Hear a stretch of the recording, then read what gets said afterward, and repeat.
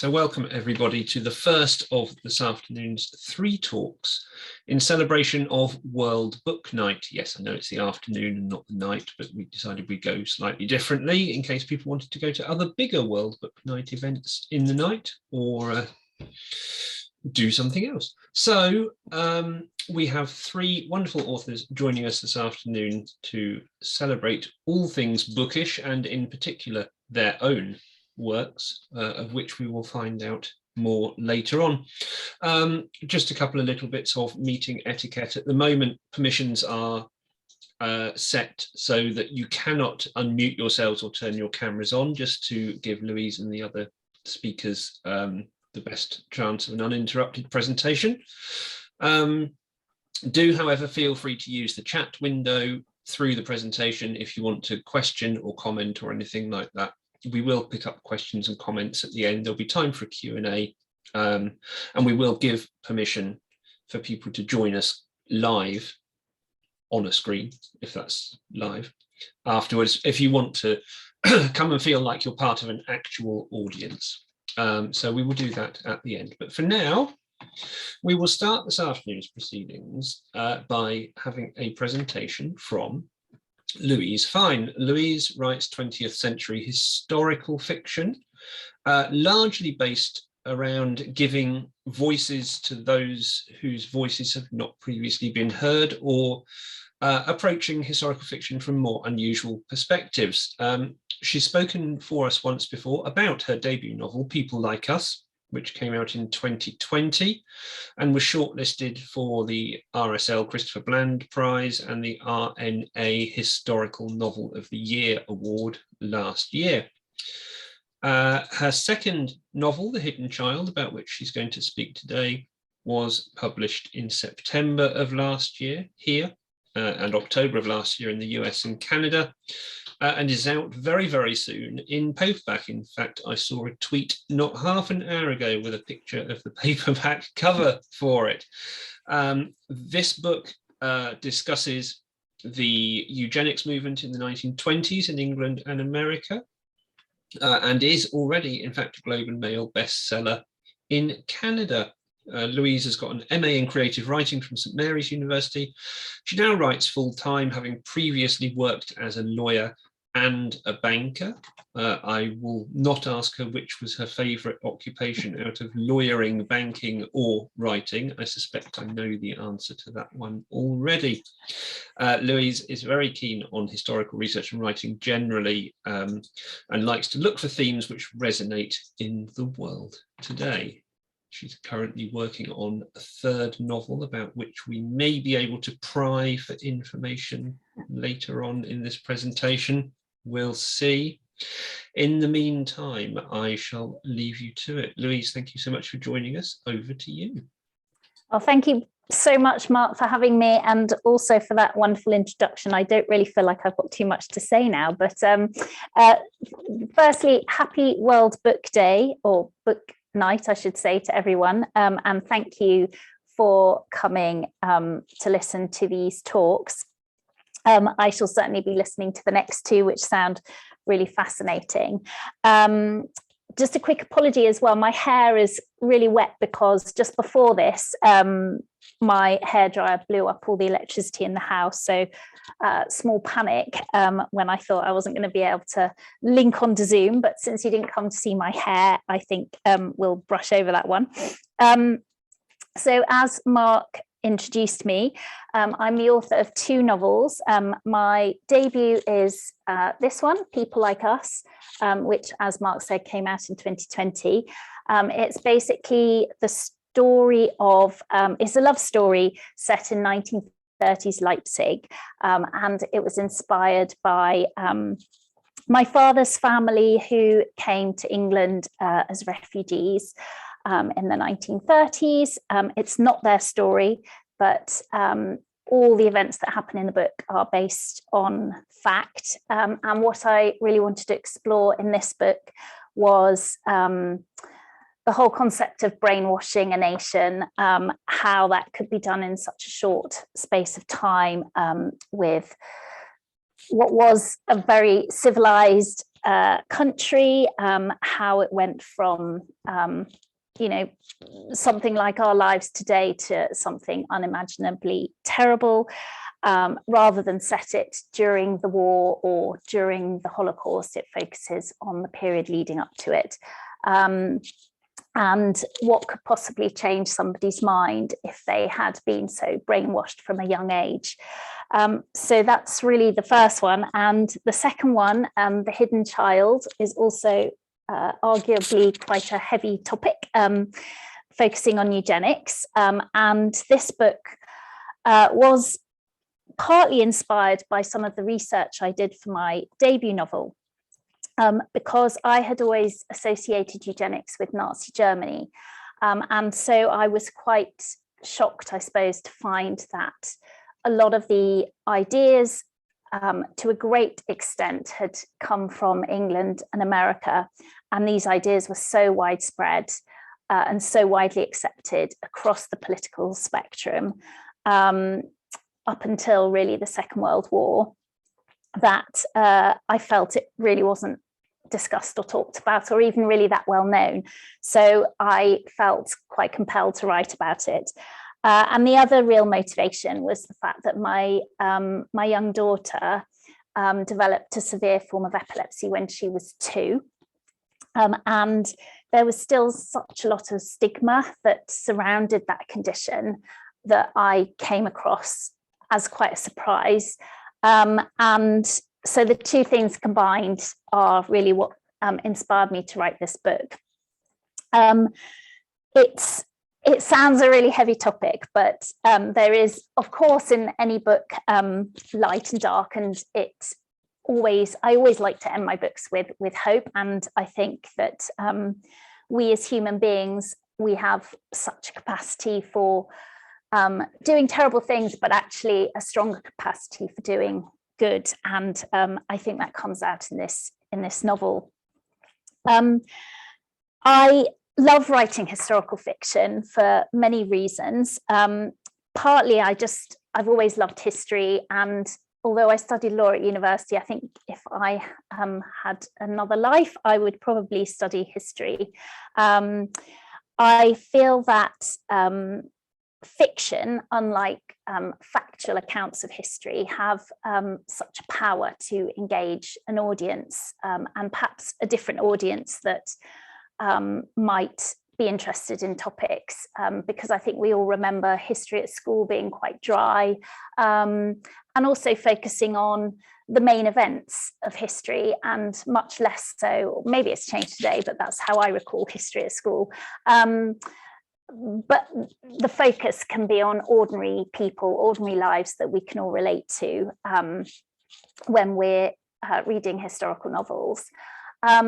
One of the things that I feel is really important is to be authentic. So whilst it is fiction, I think it has to be embedded in a feeling of reality. And I will come on a bit later to the concept of writing difficult topics, which certainly comes out in my second novel, of course the first one as well, but much more so I think in the second novel, where we're talking about our own past and our own history, which can be very uncomfortable, and where attitudes are so different to how we perceive them to be today, that they can be quite unpalatable to a modern reader. So it's really getting that balance of writing realistically, but also with a modern reader's viewpoints in mind.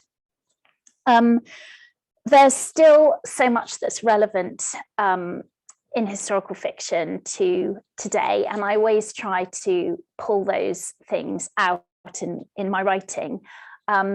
Whilst times change a lot, people, human beings don't, and I think it's really interesting to try to put us or ourselves, the reader, the writer, into the shoes of those who lived in the past, and really to make people think about what they might do in the circumstances. I think we all like to think that we would behave in a way that we feel we would like to behave at all times, but when you're put in circumstances where events force you, or there's threats to your own family safety, you know, how would you really behave? And I suppose I'm always looking for the psychological aspects that come into our lives and how they would have been in the past. So yeah, it's about drawing the strands and thinking about today's world as well. I have to date really focused only on the 20th century. Where that might take me in the future, I'm not sure. Whether I'll go further back or further to now, I don't know. But the 20th century is such a rich source of material, and I like to focus on times of big changes. So that's social change, you know, industrial change, technology change, all these things force a lot of political and social adaptation, and setting novels during those periods of time make for interesting conflict. So, as I said, my first novel was set in 1930s Germany, the second novel in the late 1920s. And the late 1920s is a really interesting period of time. The Russian Revolution wasn't too long ago. There was a lot of fear. I'm talking specifically about British society here. There was a lot of fear that something similar could happen in the UK, and there was also a lot of fear that democracy was coming to an end, that capitalism was really under threat, and all around the world was the rise of autocracies, and people were looking for solutions to preserve their way of life. As I'm talking, I think you can probably hear some parallels with today's thinking. I found when I was doing my research, this sort of resonance so strong. And this was 100 years ago, almost exactly.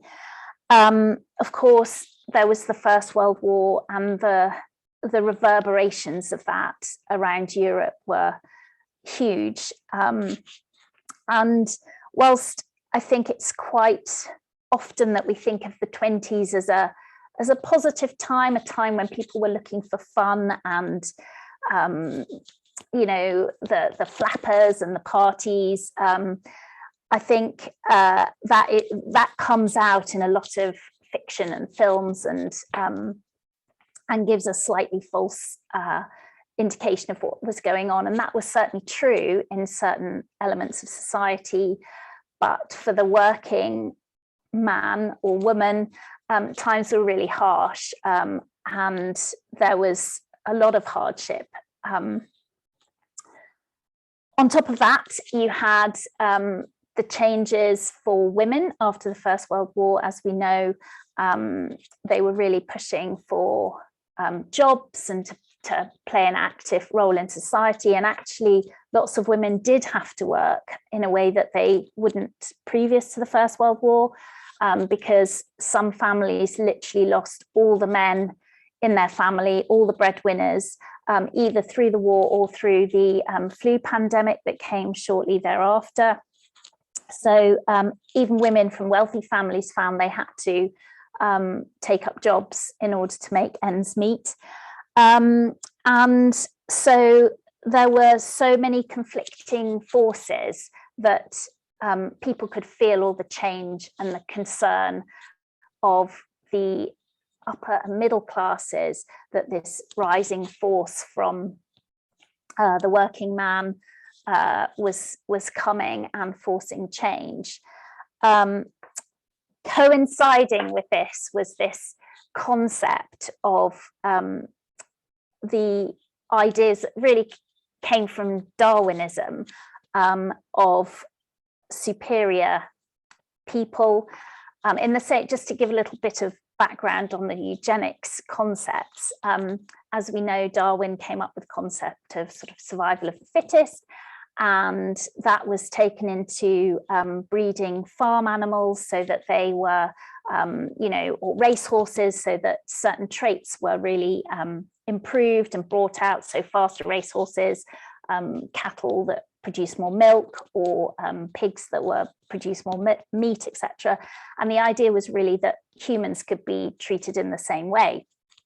Very unpalatable ideas today, but the idea really was that we could improve the human race, we could have a more intelligent, fitter, healthier population if we could only get rid of those who had disabilities, were prone to alcoholism, were not as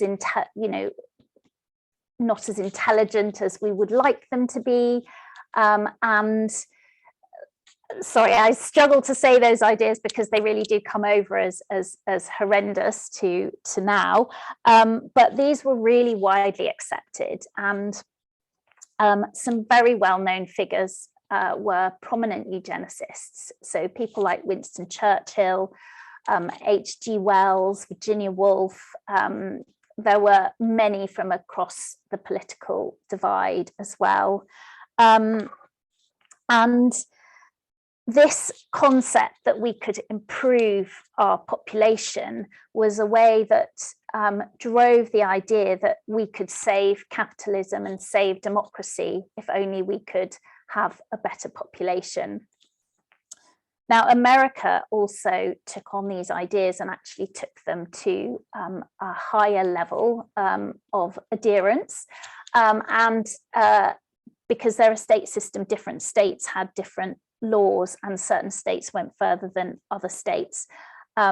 So California had legislation which prevented the marriage of people who were considered the unwanted, as did Virginia. And this was also the time when the idea of institutionalizing these people to get them off the streets and to stop them from breeding essentially came to the fore. In addition to this, the birth control movement was really coming into fashion, and Margaret Sanger in America and Mari Stopes in the UK had similar ideas. They actually didn't get on very well in real life, but Margaret Sanger did come to London. In fact, she had to leave America for a while because she was sort of not very popular for her ideas over there. And whilst the idea of giving women the choice of whether they had children or not, and owning their own bodies was part of it, a big driver as well was the idea that these ideas should be applied to people from poorer classes or less desirable races, because we didn't want them to breed, whereas people from the middle and the upper classes who tended to have less children should be encouraged to have more. And these very ideas were really taken on by the Nazis and taken on to the extreme that we now know about. In the UK, the movement was much more driven by class, and in America, it's more driven by race. But there was obviously overlap, and we passed legislation in 1912, which was to institutionalize anyone that fell into the sort of general concept of being unwanted. And it was quite a broad idea, and it included literally anyone who, maybe couldn't work because they were physically or mentally disabled, or anyone who they felt was, of bad character, so criminals or alcoholics or women who had to turn to prostitution because they had no other way of earning a living. Anyone was sort of bracketed up, and the idea was to put them in institutions and not allow them to breed. One of the conditions which was targeted by the eugenics movement was epilepsy, and they had actual epilepsy colonies, partly set up as a philanthropic idea so that epileptics could live somewhere other than the workhouse, where they would actually be able to live half decent lives. But the other driver was to stop them marrying, stop them passing on their defective genes to further generations. And at the time, there were terrible predictions of, if we didn't do something about this problem of these terrible people in society, then I think there was a prediction that by something like 2060, the population would have fallen so much, and the unwanted classes would have taken over and our economy would collapse. And there were all these predictions that went around, which now we really don't talk about, because it's not a part of our history that I think we're very proud of, for very good reasons. So when I did the research for this book, and I was lucky to do the research just before the 2020 lockdown, I found out a lot of information from a local history centre where I live, and they opened up archives for me of closed down asylums and epilepsy colonies that existed in the area. I actually had to get special permission to go through those archives because they're considered medical records and therefore are closed for 100 years. When I went through them, I found it really, really grueling. On every page of the case notes was a little picture of the person concerned, and then all the case notes about that person. And they ranged from tiny little children of 3-4 years old all the way up to the elderly. And the way things were described in the case notes was quite heartbreaking, because a lot of the time it felt like there was no love, no sympathy. It was at best matter of a fact, and a lot of the time it was these people were treated really, really badly. And I felt that writing this book was partly for them as well, because all these stories are forgotten, lost, and these people literally spent all their lives from the time they were small children, a lot of the time, until they died in institutions. I also visited a school for children with severe epilepsy that once upon a time was an epilepsy colony. And again, they were amazing and opened all their archives to me. And in fact, epilepsy colonies were for people of slightly higher intelligence. So you could only be in a colony if you were of a certain ability. And that was because it was like a whole society. So this place was 200 acres and it had a farm, it had its own laundry, it had its own school, it had a little nursery that was called the Baby's Castle, which does appear in my book. And it was essentially a whole community. So the inmates had to do all the jobs. So they had to do the laundry, work in the kitchens, work on the farm. And in one sense, they had, that they had really caring people who made a real difference to their lives. But on the other hand, they weren't free to participate in society. And I think their lives were actually a lot better than the people who were put in asylums.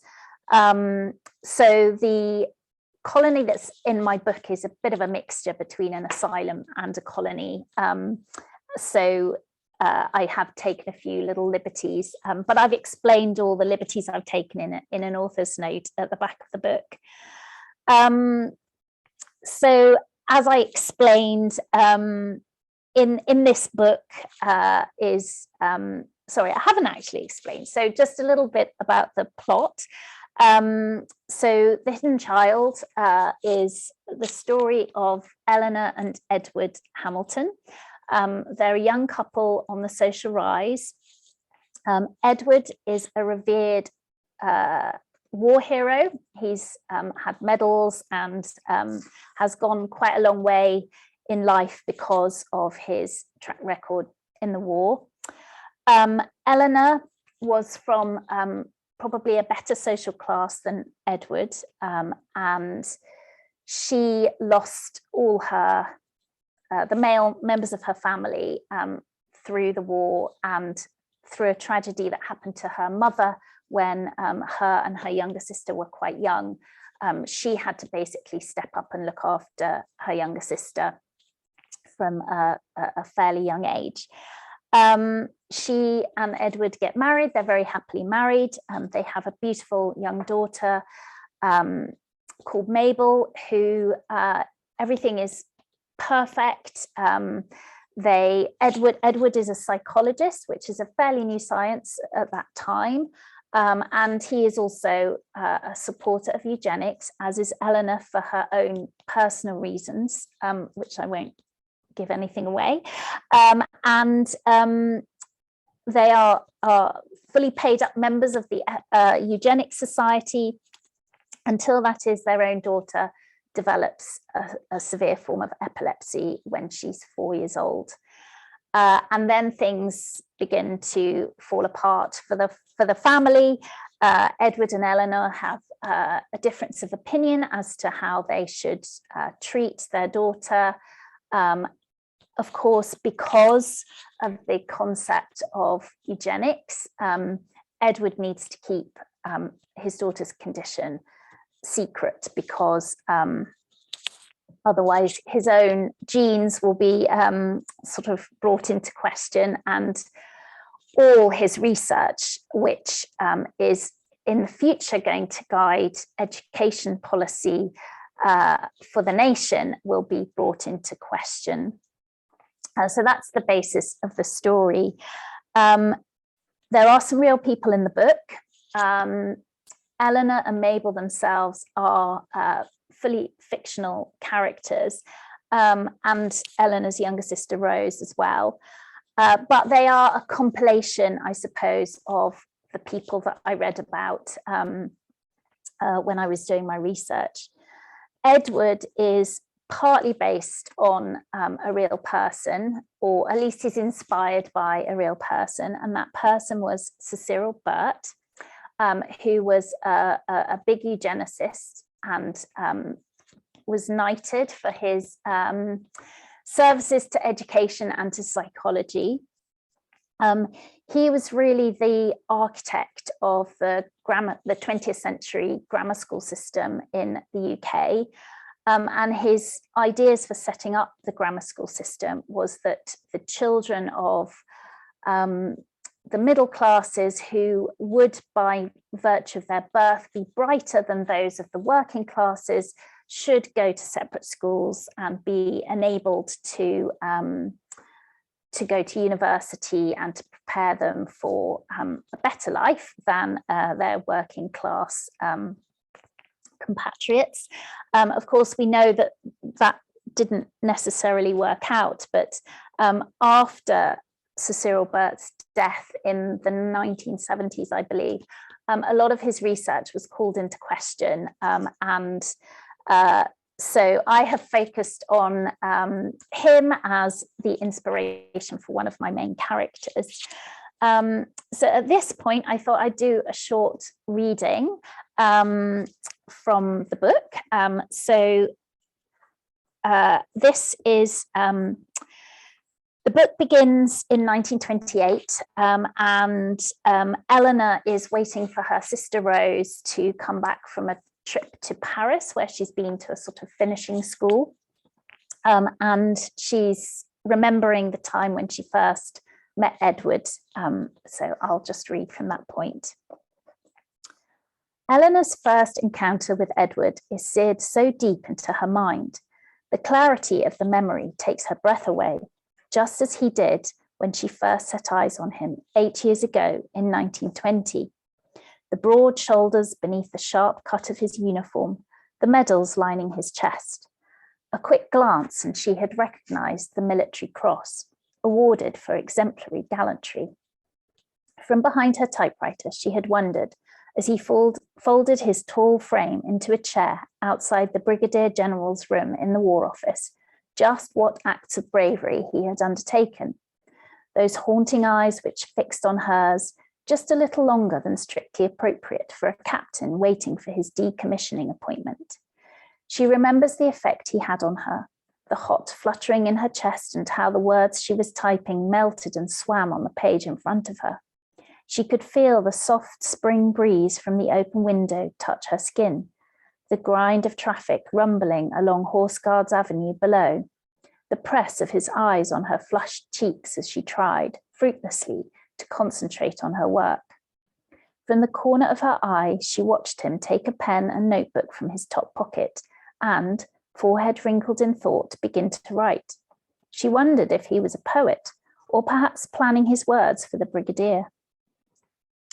When Edward had disappeared behind the Brigadier General's closed door, Eleanor became aware of the strong thrum of her heart, the prickle of sweat on her skin, the rasp of her breath in her throat. The knowledge he would walk back out at some point had her patting her hair, smoothing her blouse, pinching her cheeks. It had felt like hours before he reappeared. It was ridiculous, she knew. She, just an ordinary young girl, a secretary. He, a military man. A much older man. He must be, 30, 35 even? She only 19, and pretty much destitute, now that she and Rose were alone together in the world. Someone so smart and self-assured, so brave and handsome, would never be interested in her. He reappeared, turned, and the Brigadier General shook him by the hand, saying, "Best of luck with it all," pumping Edward's hand so vigorously his moustache had wobbled. A temporary gentleman, Eleanor surmised, a man given a temporary commission to serve as an officer in the war, now released to return to his former profession. Back to what, she had wondered, unable to resist staring at him as he prepared to leave the room. Before replacing his cap, he turned and smiled, a warm, wonderful smile, which lit up his face. Passing her desk, as he'd left, he slipped a folded note next to her typewriter, unnoticed by the Brigadier General, whose mind was undoubtedly on the hundreds more he had to decommission in the coming days. "I'll be at the Café Brew, corner of Whitehall Place at 6 p.m. this evening if you would care to join me for a cup of tea. Be reassured that my invitation is purely professional. Yours, Edward Hamilton," the note had read, which set Eleanor's heart racing all over again. So that's just a little snippet from Eleanor's perspective. So in this book, I've got two main perspectives. One is Eleanor, Edward is the other one. But I have another character in the book, which is the character of epilepsy itself.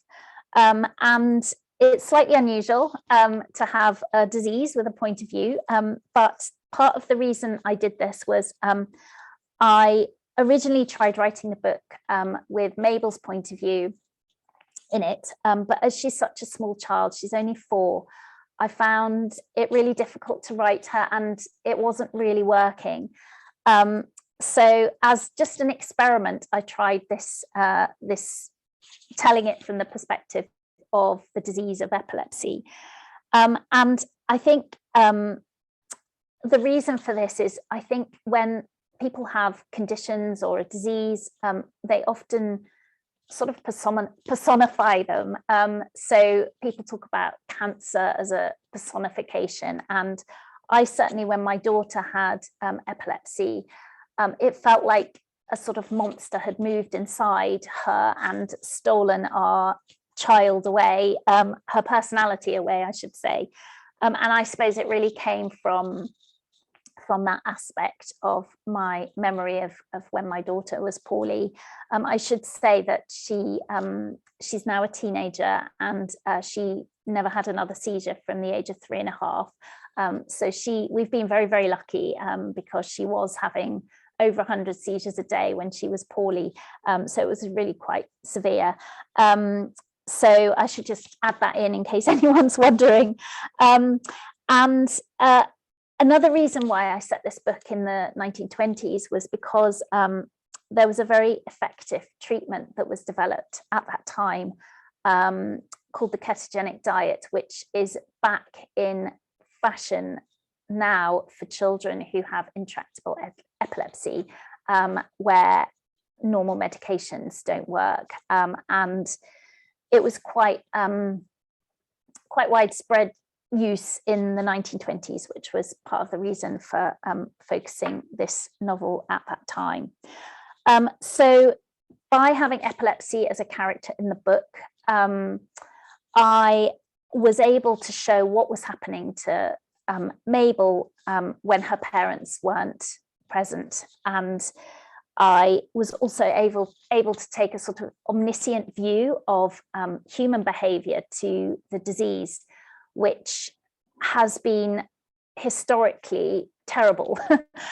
So people who have epilepsy, as I mentioned, and this was, over 10 years ago now that my daughter was poorly, but even then the stigma was quite apparent. I'm hoping it is better now.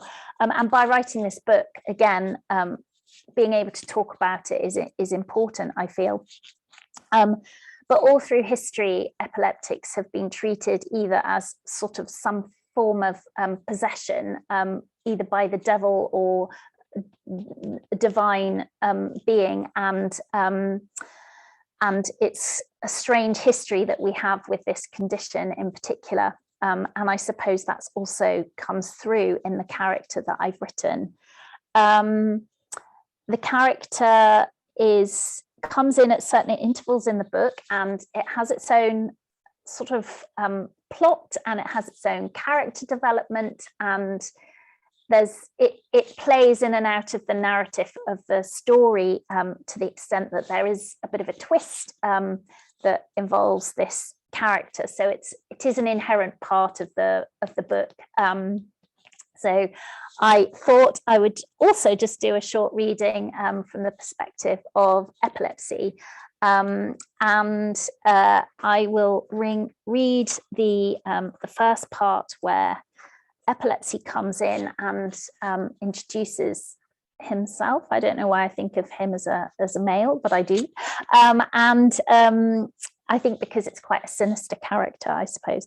And a lot of it is told in the second person, so directly to the reader themselves.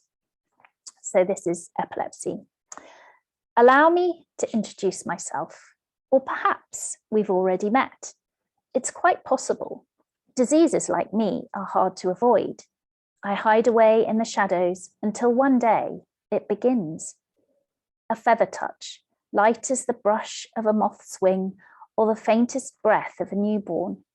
Then, gaining strength like the unfurling of a leaf, I take shape. An unwanted guest crawling through the dark recesses of a loved one's mind. At first, I'm dismissed as something other. For me, the subterfuge is all part of the game. Can you see me? Here I am, behind that blank stare, beneath the slack cheek, the relaxed button lips allowing a trail of saliva to ease its way out. Finally, the realization hits, and you know it's me, epilepsy. Then comes your frown, the purse of lips, tilt of head, the horror of it all. A hand of sympathy from a loved one on your arm, a pat which says 1,000 sorry words, the shrinking and shriveling, the must stay away in case it's catching, the shame and then the hiding. After that, whatever harm I do, you do far worse. Oh yes, You humans think yourselves above the animals with your clever brains and fancy morals, but really, it's your inhumanity that sets you apart. I understand what drives you. No single creature knows you better than I, for we go together, we two, however hard you try to order the world and rid it of me. Hand in reluctant hand, from Dostoevsky to Gershwin, Caesar to Joan of Arc to Vincent van Gogh, unknowns to kings and the sons of kings, there's no rhyme or reason, no pattern to comfort you, rich or poor, young or old, genius or simpleton. I care not. They are all mine for the taking. So what am I, this creature of the mind you so dread? I am anti-order. I am chaos. I disrupt and disturb. I'm the power of deception, a noise not there, a strange flavor on the tongue, a vivid pulse of light, the smell of hellfires, a kaleidoscope of color. I'm an apparition, a clarity in dissolution. You'll see me in the twitch of a hand, the fall of a chin, a darkness behind the pupils, the twist of a mouth, the jerk of a limb, the crack of a head, the falling. I'm right there behind those blank dead eyes, that slack expression. I am the stuff of nightmares, the destroyer of memory. I'm inspiration and hallucination, creation and destruction. For when my power is unleashed, your ordered world unravels. But one thing, my friend, is certain. Whatever mischief I may make, it's nothing to the folly of your meddling. Come, let me show you where your arrogance and foolishness can lead. So this book is going to be out on the 12th of May in paperback. So also available, I think, from libraries everywhere. That is pretty much my talk. But if you have any questions or anything you want to know in particular, then I'm happy to talk you through it, or I can carry on if Mark wants me to, or I can shut up. So actually, that's really interesting. I mean, it's a troubling subject to talk about in many ways, but it's a really interesting approach to it. There is a question, if anyone, I would just change the permissions. If you want to turn your camera on and join us virtually in the room, you have permission to do so now. If you want to, don't feel obliged. You might not feel that you are suitably attired for being recorded for YouTube, but some people may feel differently, like Eva, who is now here. Hello. And in fact, Eva has the question. Do you want to ask it yourself, Eva, or would you like me to ask it for you? Oh, good afternoon, everybody. I'm happy to ask it myself, if that's okay. Please do. Okay, it's really lovely to meet you, Louise. I'm an aspiring historical fiction writer myself, so it feels very exciting to be in your company. I'm kind of halfway through a work in progress, which is set in two very different time periods, and I'm kind of really embedding myself in research at the moment. So a question that popped up for me is, where for you is the line between artistic license and historical accuracy? And does your research sometimes change your original ideas for the story you had in mind? Okay, that's two separate questions, but yes, really good questions as well. So first of all, well done for getting halfway through your book, and I'm sure you'll get there. In answer to the first question, I think for me, and everybody's different, and I don't think because it's fiction you have to follow, you know, what I say or anything. But for me, what matters is sort of authenticity of what you're writing, which I know sounds a bit nebulous, but what I mean by that is, if something could have happened at the time, if you've done your research and you know that something is possible, then I think it's okay to have that in your book. if you're writing about specific people, like real historical characters, I think that's harder, because I think you have to really stick closely to, you know, if they were living, say, in Edinburgh in 1942, you can't have them living in the south of France in 1942, because that's factually incorrect. If you know that they were a happy-go-lucky type of person and you make them really depressed, that's also not okay.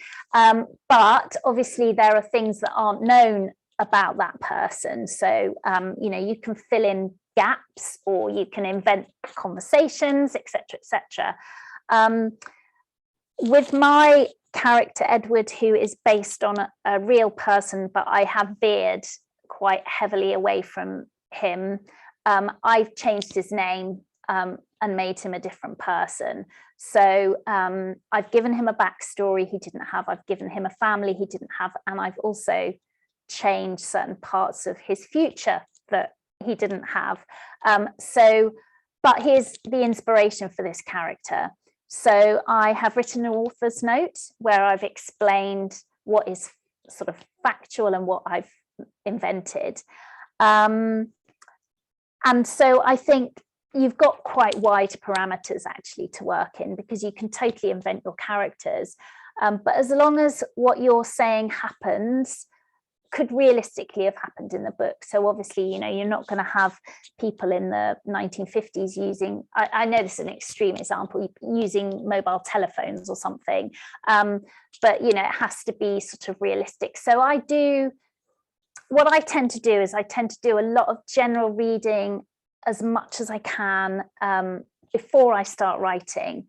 But always remember, your story is your most important thing, and it's really tempting to dump into your book, but don't do that, because that's not interesting for the reader. And if you just have all that sort of immersive thing, then you can write your story realistically.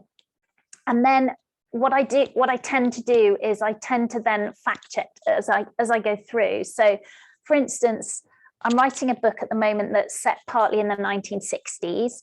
And I'm thinking, well, would my family, they're not really poor, but they're not very wealthy, would they have had a washing machine? So then I have to sort of check, you know, how many people might have had a washing machine, and make it sort of realistic. But I'm quite a stickler for that, whereas I don't think you have to be. Lots of people are not so what's the word, pedantic about it as I am. But I hope that sort of answers your question. And now, of course, I've forgotten the second part, which was, what was the second part of your question? Oh, thank you. The second part was, does your research sometimes change your original ideas for your story?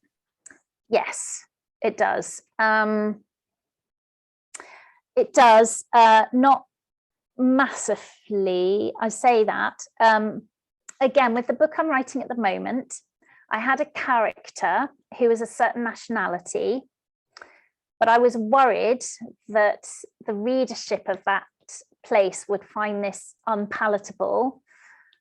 Sorry, I can't say too much about it. But I then, so I decided to do a bit more research, and I found something factually that would work much, much better, and then would not upset my potential readership. So I was able to use that as inspiration for a slightly different character. So I have changed that character. I'm really sorry about this light that has just turned me into sort of ghost figure.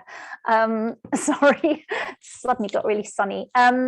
So yeah, I think that can definitely happen, and it may happen in the sense that it gives you new ideas, or it may happen that it can solve things as well that are being a bit of a problem. Fantastic. Eva, thank you so much. That's a really good question. We should look forward to welcoming you as a future guest when you've written your book another time. Excellent. We've got about 5 minutes to go, so we will wrap up at this point so that everybody can get a drink or have a quick comfort break before we welcome our next speaker, who is Gabriella, who you can also see on screen here, and we will move from fiction to non-fiction before moving back again to fiction with Victoria Scott at 4 o'clock. There's a quick question. I'll just slot this one in here from Casey. I did catch the part when you mentioned a character even had future story, but do you make backstory details for everyone? No, I don't make backstory. Well, I say that. Okay, I'll clarify. Everyone has a backstory, but it doesn't necessarily go into the book. So for this particular character that I mentioned that, it is relevant to the book and it comes out later in the story. But I think you need to know your characters well enough so that you, even if you don't, their backstory doesn't go into the book, you need to know what's made them the person they are, if that makes sense. Absolutely. Excellent. Thank you for that question and for that answer. We will take a short break for a couple of minutes, but do in the meantime, please all show your appreciation in whichever is your preferred Zoom method. For Louise and that fascinating first talk. Thank you so much, Louise. Oh, you're really welcome. Thank you so much for having me, and I will be coming back for the rest. Okay. Thank you. Thank you.